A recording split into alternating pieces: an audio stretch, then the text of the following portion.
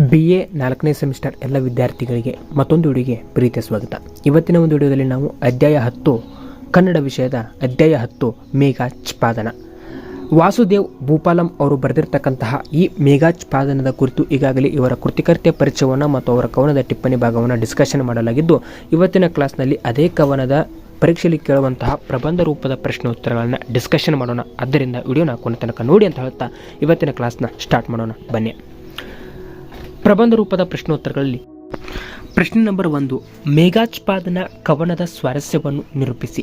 ಅಥವಾ ಪ್ರಶ್ನೆ ನಂಬರ್ 2, ಮೋಡ ಮಸುಕಿದ ವರ್ಣನೆ ಮೇಘಾಚ್ಛಾದನ ಕವನದಲ್ಲಿ ಹೇಗೆ ಅನಾವರಣಗೊಂಡಿದೆ ವಿಶ್ಲೇಷಿಸಿ.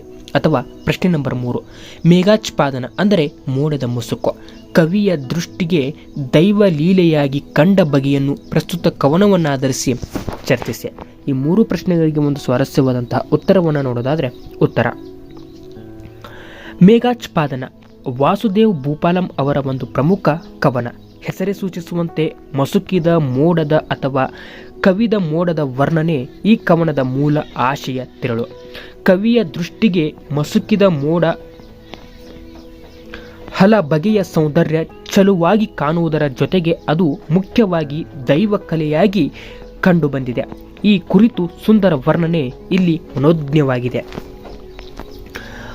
ಮುಗಿಲಿನಲ್ಲಿ ಮೋಡ ಕವಿದಿದ್ದರೆ ಪರಿಣಾಮವಾಗಿ ಕವಿ ದೃಷ್ಟಿಗೆ ನೀಲ ಗಗನ ಮೋಹದ ಛಾಯೆಯಾಗಿ ದೈವ ಕಲೆಯಾಗಿ ಅಥವಾ ದೈವ ಕಲೆಯ ಸೋಗದ ಮಾಯೆಯಾಗಿ ಕಂಡಿದೆ.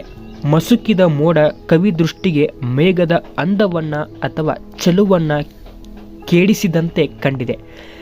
ಕರಿಯೇ ಮೋಡ ಮರುಳಿನಂತೆ ಕಂಡಿದೆ. ಬಾಣ ಚೆಲುವನ್ನ ನುಂಗುವಂತೆ ಕಾಡು ನಿಂತಂತೆ ಕಂಡಿದೆ.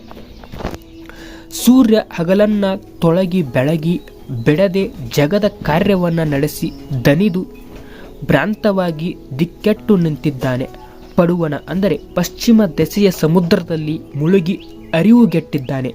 ಈ ಸಮಯವೇ ಕವಿಗೆ ಸೋಗವಾಗಿ ಕಂಡಿದೆ. ಮುಗಿಲನ್ನು ಕವಿದ ಕತ್ತಲೆ ನುಗ್ಗಿ ಮುಂದೆ ಬಂದು ಲೋಕವನ್ನೆಲ್ಲ ಕರಿಯ ಕಲ್ಲಿನಂತೆ ಮಾಡಿದೆ. ಕತ್ತಲೆ ಆವರಿಸಿದ ಲೋಕ ಕವಿ ಕಣ್ಣಿಗೆ ಕರಿಯ ಕಲ್ಲಾಗಿ ಕಂಡಿದೆ. ಯಾವ ತಿಳಿವಿನ ಪೆಟ್ಟಿಗೂ ಅರಿವು ಬರದ ರೀತಿಯಲ್ಲಿ ಘೋರ ಕತ್ತಲೆಯ ಮಾಯೆ ಮೂಡಿದೆ ಎಂದರೆ ಯಾವುದರಿಂದಲೂ ಕಳೆಯಲಾಗದ ಘೋರ ತಮವಿದು. ಸೊಗದ ಚಂದ್ರ ಈ ಕತ್ತಲೆಯನ್ನು ಸರಿಸಿ ಜಗಕ್ಕೆ ಬೆಳಕನ್ನ ಬೀರಲೆಂದು ಆಸೆಯಿಂದ ನಗುತ್ತಾ ಬಂದು ಆಗಸದಲ್ಲಿ ನಿಂತಿದ್ದಾನೆ. ಪ್ರಬಲ ಸೂರ್ಯನ ಮರೆಯಲ್ಲಿ ಅಬಲ ಸವಿಯ ಕದಿರನ್ನು ಅಂದರೆ ಕಿರಣಗಳನ್ನು ಚೆಲ್ಲಿ ಕಾದು ನಿಂತಿದ್ದಾನೆ. ಆದರೆ ಕಾಲ ಮೇಘ ಇದನ್ನು ತಡೆಯುತ್ತಿದ್ದಾನೆ.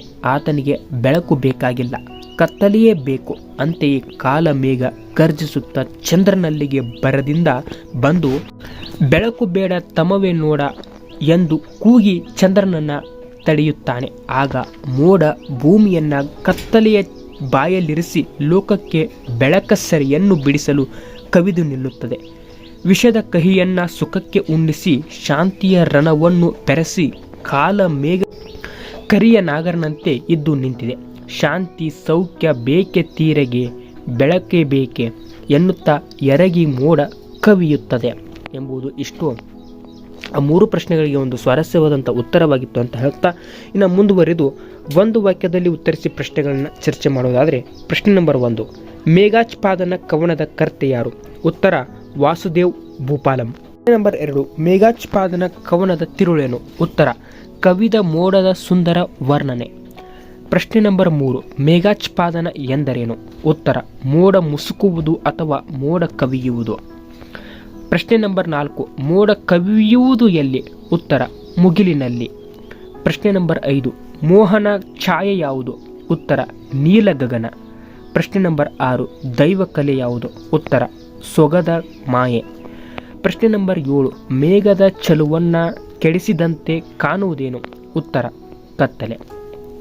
ಪ್ರಶ್ನೆ ನಂಬರ್ 8, ಜಗದ ಕಾರ್ಯ ನಡೆಸಿ ದಿಕ್ಕೆಟ್ಟವನಾರು? ಉತ್ತರ ಸೂರ್ಯ ಅಥವಾ ರವಿ.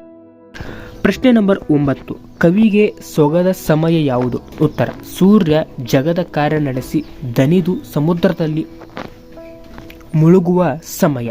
ಪ್ರಶ್ನೆ ನಂಬರ್ 10, ಕಾಲ ಮೇಘವನ್ನು ಯಾವುದಕ್ಕೆ ಹೋಲಿಸಲಾಗಿದೆ?